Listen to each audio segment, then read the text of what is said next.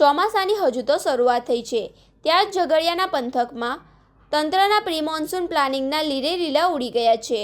દર વર્ષની જેમ આ વર્ષે પણ લાખો કરોડો રૂપિયાના ખર્ચના દાવાઓ માત્ર કાગળ પર જ સાબિત થયા છે, કારણ કે માત્ર એક જ ધોધમાર વરસાદે સમગ્ર તંત્રની કામગીરી ફેલ કરી દીધી છે. સૌથી મોટો અને ગંભીર પ્રશ્ન ઝઘડિયાની પ્રતિષ્ઠિત રાજશ્રી વિદ્યા મંદિરના વિદ્યાર્થીઓ સામે આવ્યો છે, જેઓ દર વર્ષે ચોમાસામાં નળકાગાળ જેવી સ્થિતિનો સામનો કરવા મજબૂર બન્યા છે. સ્થાનિકો અને વાલીઓમાંથી મળતી માહિતી મુજબ રાજશ્રી વિદ્યા મંદિર તરફ જવા માર્ગ પર આવેલું બંધ રેલવે ગરનારું ચોમાસામાં સ્વિમિંગ પુલ જેવું બની જાય છે. ઘૂંટણસમા પાણી સામાન્ય વરસાદમાં પણ આ ગરનાળામાં હોય છે કે તેનાથી વધુ પાણી ભરાઈ જાય છે.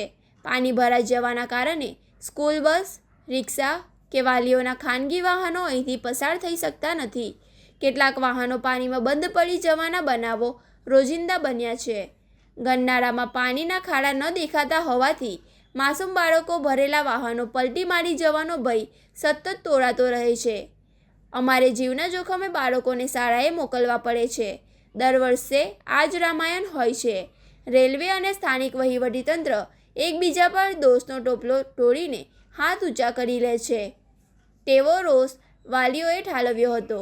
રાજશ્રી વિદ્યા મંદિરના આસપાસના ગ્રામ્ય વિસ્તારમાંથી અને ઝઘડિયા પ્રોપરમાંથી સેંકડો વિદ્યાર્થીઓ અભ્યાસ અર્થે આવે છે, પરંતુ ચોમાસાના 4 મહિના આ બાળકો માટે શિક્ષણ મેળવવું એક કપરા ચઢાણ સમાન બની જાય છે.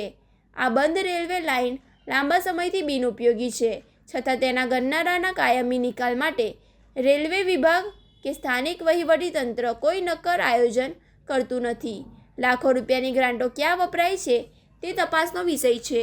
શાળાના સંચાલકો, વાલીઓ અને સ્થાનિક આગેવાનો દ્વારા આ બાબતે અનેક વખત રજૂઆતો કરવામાં આવી હોવા છતાં પરિણામ શૂન્ય આવ્યું છે. શું તંત્ર કોઈ મોટી દુર્ઘટના થવાની રાહ જોઈ રહ્યું છે? વાલીઓ હવે આક્રોશમાં છે અને માંગ કરી રહ્યા છે કે આ બંધ ટેકનિકલ એનો ઉકેલ આવે, જેથી માસૂમ વિદ્યાર્થીઓનું ભવિષ્ય અને જીવ બંને જોખમાતા બચે.